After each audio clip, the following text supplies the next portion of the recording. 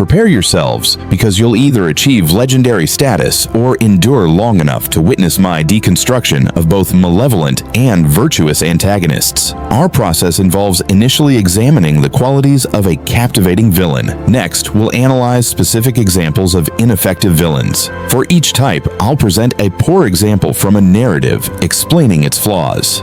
Following this, I'll showcase a superior example and highlight its strengths. Incidentally, I'm Brandon McNulty, and my new book, Story Made Simple, exploring 8 crucial storytelling elements, is now available.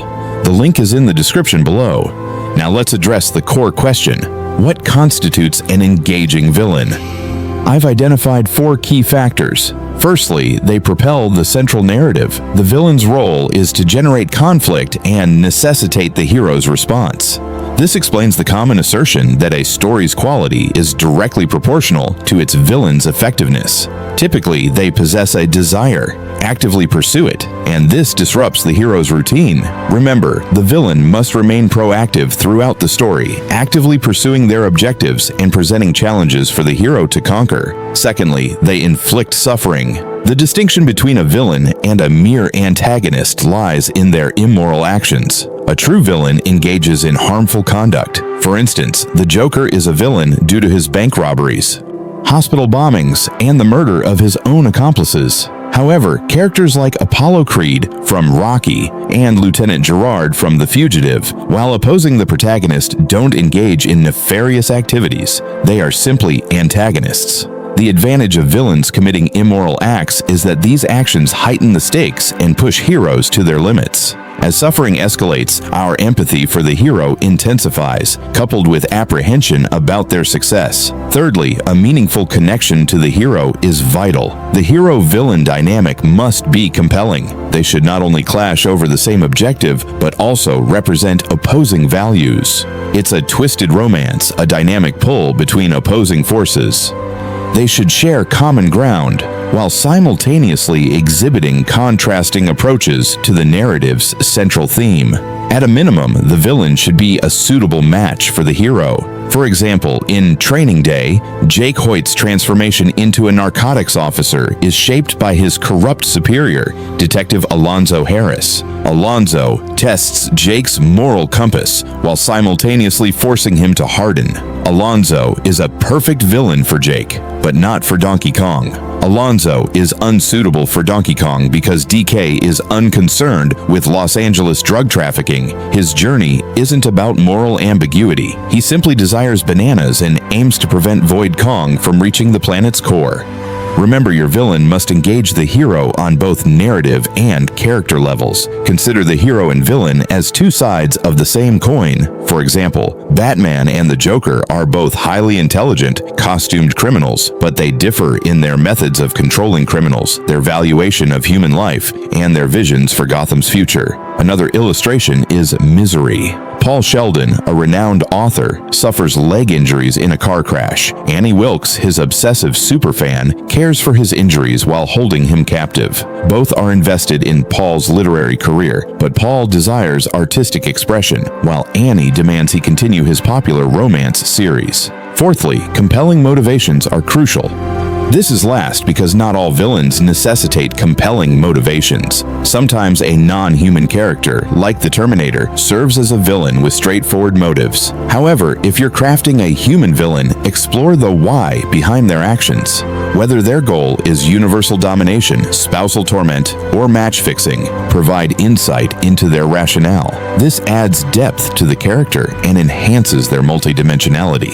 Now, let's contrast bad versus good examples. I'll present 4 types of flawed villains. I'll explain each, give a poor example, illustrate its shortcomings, and then present a better example with an explanation of its effectiveness. The first flawed villain archetype is the fraud.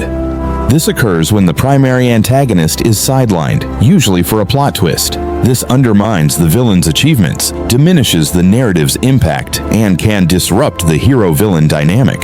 For a poor example, consider The Dark Knight Rises. Spoilers end at 6:24. Bane is initially presented as a formidable antagonist, a match for Batman in both intellect and strength. A former League of Shadows member, his aim is to complete Ra's al Ghul's mission of destroying Gotham. After crippling Batman, Bane imprisons him, takes Gotham hostage, and creates an army, culminating in a final confrontation. Batman wins the duel, but then Miranda Tate, Batman's former lover, stabs him and reveals herself as Ra's al Ghul's daughter and the true mastermind taking over. She orders Bane to finish Batman while she detonates a bomb. Bane is then killed by Catwoman. This is problematic because Bane is established as the primary villain only to be reduced to a henchman at the climax. Talia's villainy isn't the issue, but the fact that we spend 2 hours witnessing Bane's rise, only for him to become her subordinate. If Talia were a stealthy accomplice who betrayed Batman, allowing Bane to continue the conflict, it wouldn't be problematic. But revealing Talia as the mastermind undermines Bane and the story. Bane's comedic demise by a side character compounds the issue. Spoilers end at 6:24. For a better example, let's examine Harry Potter and the Sorcerer's Stone. Spoilers end at 8:27. This underrated film involves a young wizard who discovers a mystery. We learn that Harry survived an attack by Voldemort, who murdered his parents. Voldemort has vanished, leaving fear in the wizarding world. At Hogwarts, Harry encounters suspicious characters, including Professors Quirrell and Snape. Harry discovers the Sorcerer's Stone, a potential tool for Voldemort's resurrection. Suspecting Snape, Harry confronts Quirrell, who is revealed as Voldemort's host. Snape's suspicious behavior stems from his protective efforts. Voldemort offers Harry the power to resurrect his parents, but Harry refuses and defeats Voldemort. Spoilers end at 8:27.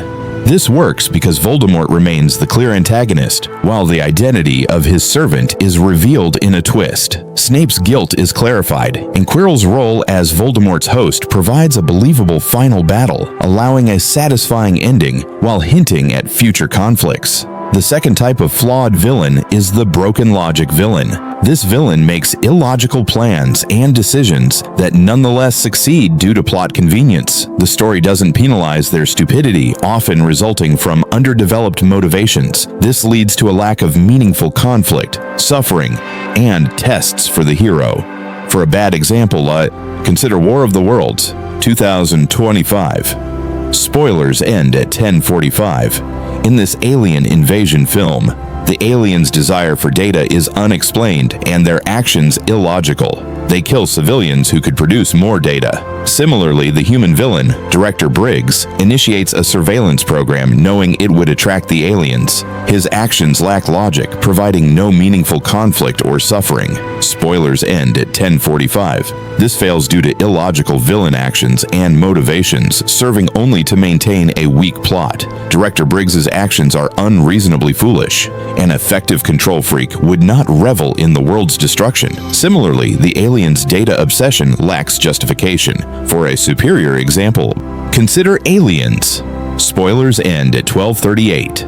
This film features both xenomorphs, believable in their survival-driven motives, and Carter Burke, a Weyland-Yutani representative motivated by greed and profit from the xenomorphs. His actions create deadly situations and pose numerous challenges for Ripley. Their conflicting goals regarding the aliens result in a compelling dynamic, allowing Ripley to excel. Spoilers end at 12:38. This functions because the xenomorphs are consistently motivated, creating a terrifying enemy and enabling the development of an even worse human villain. Burke's greed drives his actions, making him a loathsome antagonist who poses significant challenges for Ripley. The third flawed villain type is the unconvincing villain, an underdeveloped antagonist posing little threat. They suffer from poor characterization, forced actions, weak motivations, and a deficient hero-villain dynamic. For a bad example, let's look at The Amazing Spider-Man 2. Spoilers end at 15:34. Three villains are crammed into one narrative, focusing on Harry Osborn, the Green Goblin. His arc from grieving son to murderer is rushed. His father's death and his own illness are catalysts, but his need for Spider-Man's blood feels forced, as does his easy access to a cure through Peter Parker. The friendship between Peter and Harry lacks depth, rendering Harry's transformation unconvincing. Spoilers end at 1534. This is ineffective due to Harry's rushed, underdeveloped character arc. The friendship is superficial, making his transformation unconvincing. For a good example, consider Santino D'Antonio from John Wick Chapter 2. Spoilers end at 1715. Santino, despite not appearing in the first film, has a believable history with John Wick. He makes a request, John refuses, and Santino retaliates by destroying his house. Their interactions create a clear relationship, adding to the story's lore. Santino's impact on the plot is constant, pushing John to his limits and creating significant change. Spoilers end at 1715. This succeeds because the interaction between Santino and John is convincing.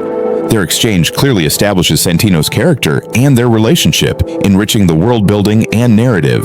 Our fourth flawed villain is Mr. Self-Destruct, a competent villain undone by poor writing. Initially powerful and strategic, they make foolish mistakes towards the climax, wasting their potential and undermining the hero's accomplishments. For a bad example, see Superman 2025.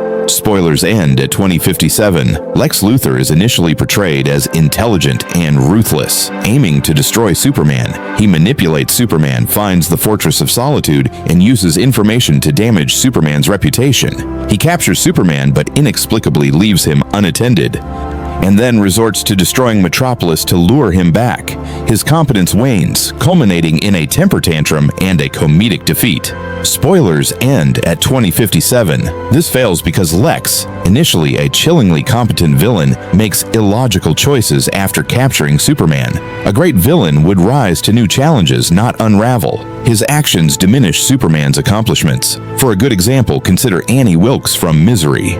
Spoilers end at 2258. Annie's obsession is consistent, her actions escalate, and her mistakes are a result of her isolation and instability. She provides a constant threat, engaging in a compelling battle with Paul, making his victory meaningful. Spoilers end at 2258. This works because Annie's obsession remains consistent throughout, resulting in escalating actions and a compelling hero-villain dynamic. Her self-destruction is logical, and her persistent threat to Paul makes his final victory impactful. To conclude, who are your favorite and least favorite villains? Share your thoughts in the comments. Thank you for watching. Support the channel by buying my books and leaving reviews. Story Made Simple is perfect for writers. Also check out my other videos. Like, share, subscribe, and support on Patreon. Keep writing.